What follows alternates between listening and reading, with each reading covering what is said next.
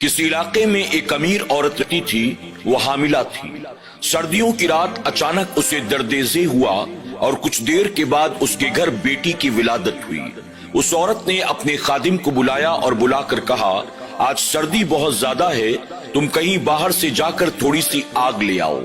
मालिका के हुक्म पर खादिम घर के दरवाजे को खोलकर आग लेने के लिए घर से बाहर निकलता है।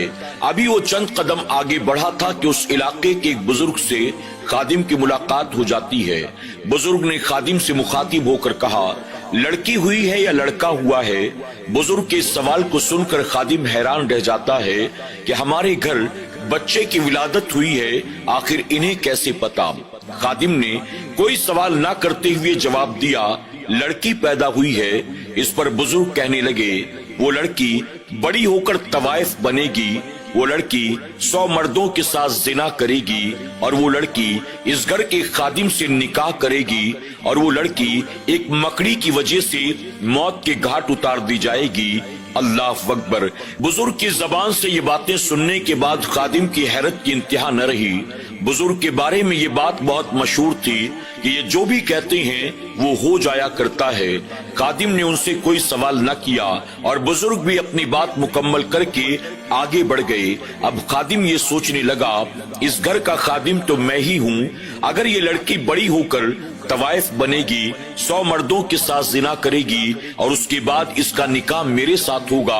खादिम ने ये कहा, ऐसी लड़की के साथ भला मैं निकाह क्यों करूंगा? इससे पहले कि ये लड़की बड़ी हो, तवाइफ बने, जिना करे और मेरे साथ निकाह की नौबत आए, क्यों ना मैं इस लड़की का कत्ल कर दूं? ये सोचकर खादिम बिना आग लिए हुए दबे पांव घर वापस जाता है।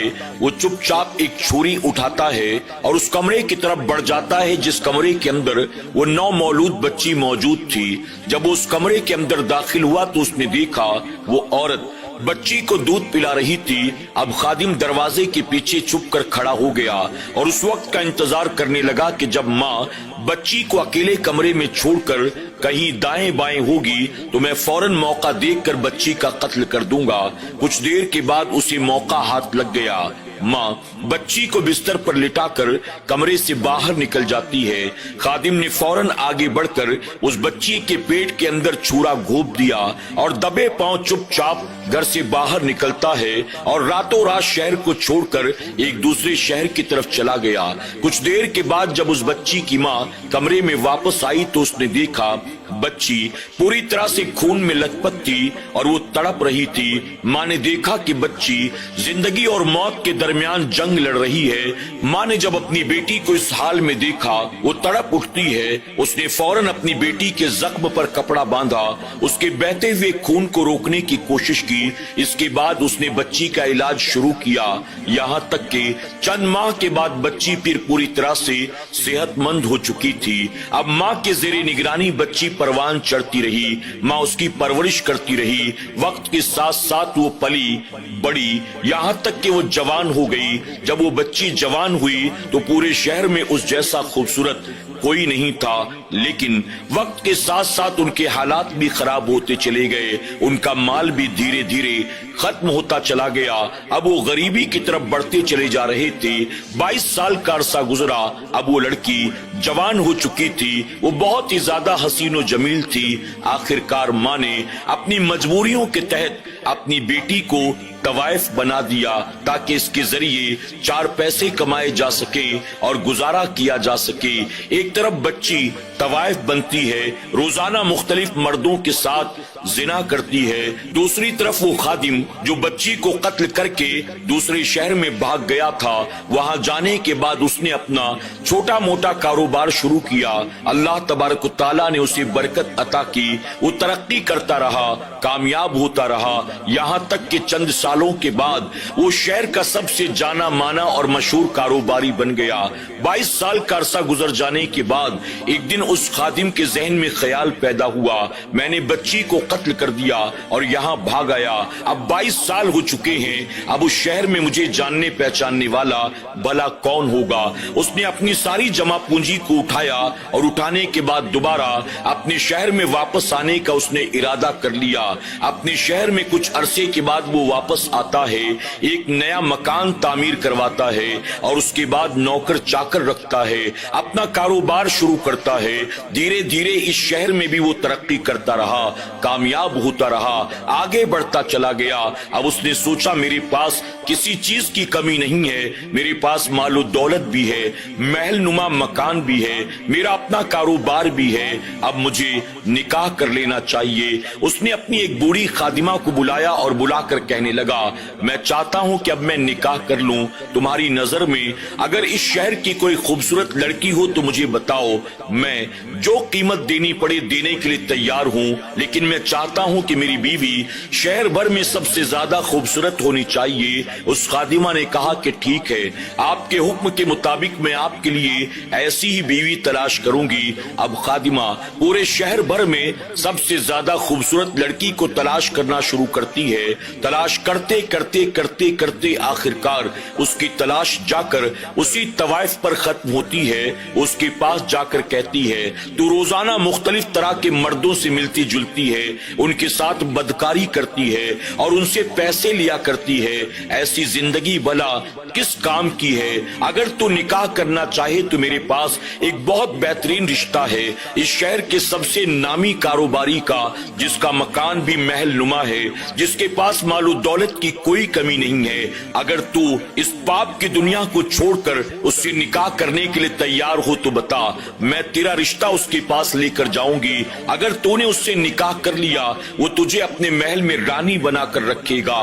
क्या बता, तू इस रिश्ते के लिए तैयार है? लड़की कहती है, मैं तो उससे निकाह करने के लिए तैयार हूँ, लेकिन क्या वो एक तवाइफ के साथ निकाह करने के लिए तैयार होगा? इस पर वो बूढ़ी खादिमा कहती है, जब उसे पता चलेगा कि उसकी होने वाली बीवी तवाइफ है, तब कहीं जाकर वो हाँ या ना कहेगा ना। हम इस राज पर ऐसे पर्दा डालेंगे कि उसे दूर दूर तक पता ही नहीं चलेगा।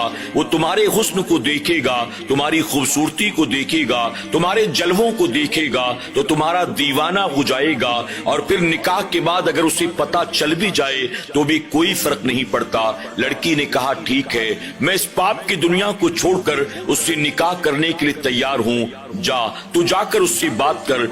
खादिमा उस शख्स के पास आती है और आकर कहती है, मैंने तुम्हारी खातिर इस शहर की सबसे खूबसूरत लड़की को ढूंढ निकाला है और मैंने उससे तुम्हारे निकाह के ताल्लुक से बात भी कर ली है। वो तुमसे निकाह करने के लिए तैयार है।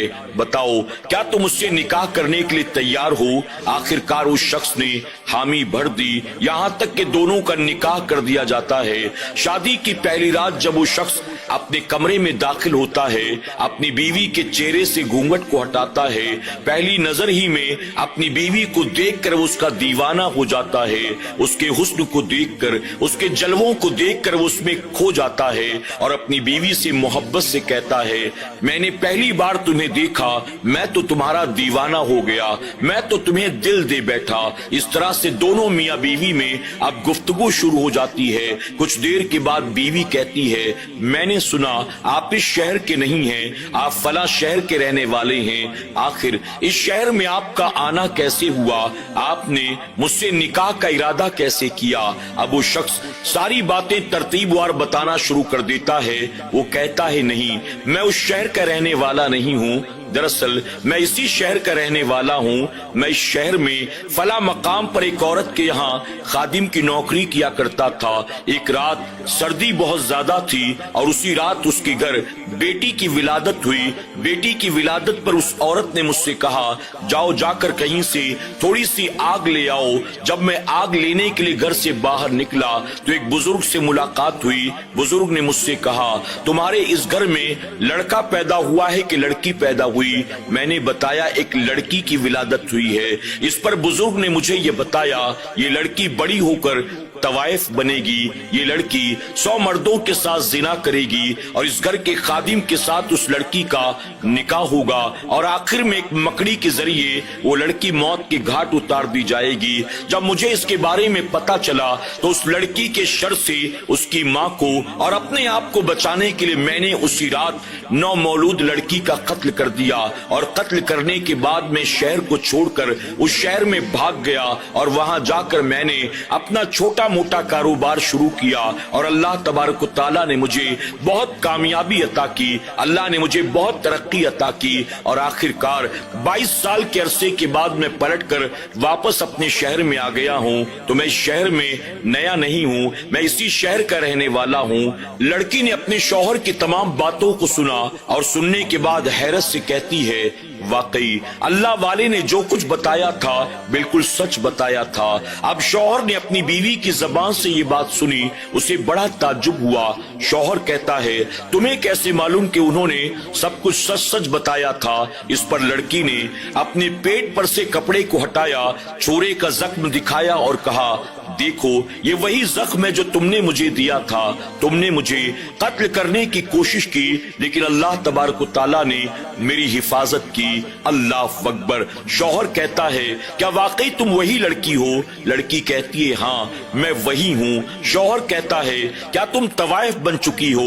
لڑکی کہتی ہے، ہاں میں طوائف تھی، میں نے نہ جانے کتنے مردوں کے ساتھ زنا بھی کیا، لیکن جب تمہاری بوڑھی خادمہ نے آ کر مجھے تمہارے بارے میں کہا، اس نے مجھ سے کہا، پاپ کی دنیا کو چھوڑو، نکاح کر لو، اپنی آخرت کو سنوارنے کے لیے چل پڑو۔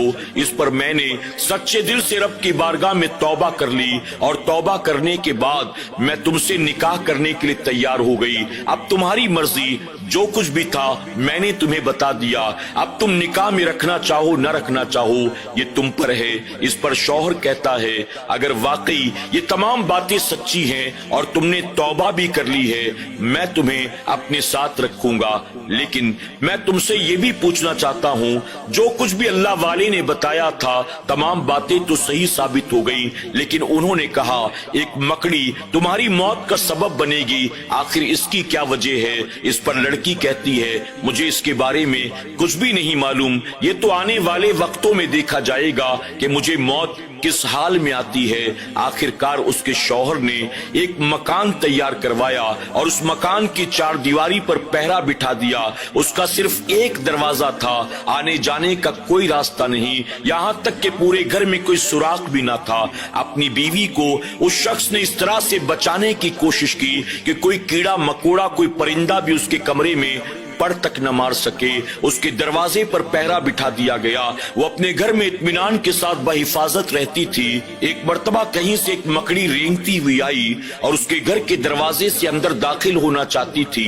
پہرے دار کی اس پر نظر پڑ گئی، پہرے دار نے مکڑی کو پکڑ لیا، گھر کے اندر گیا اور لڑکی سے کہنے لگا، یہ مکڑی گھر کے اندر داخل ہونا چاہتی تھی، میں نے اسے پکڑ لیا ہے، اگر اجازت ہو تو میں اسے موت کے گھاٹ اتار دوں۔ اس پر لڑکی کہتی ہے کہ نہیں، مکڑی ہی میری موت کا سبب بننے والی ہے، ہو سکتا ہے کہ یہ مکڑی مجھے مارنے کے لیے آئی ہو، اسے تم نہیں مارو گے، میں خود ماروں گی، میں دیکھتی ہوں کہ مکڑی مجھے مارتی ہے کہ میں اسے مارتی ہوں، تم اسے زمین پر اتار دو۔ اب پہرے دار نے مکڑی کو زمین پر رکھ دیا، لڑکی نے آگے بڑھ کر اپنے پیروں تلے اس مکڑی کو کچل دیا۔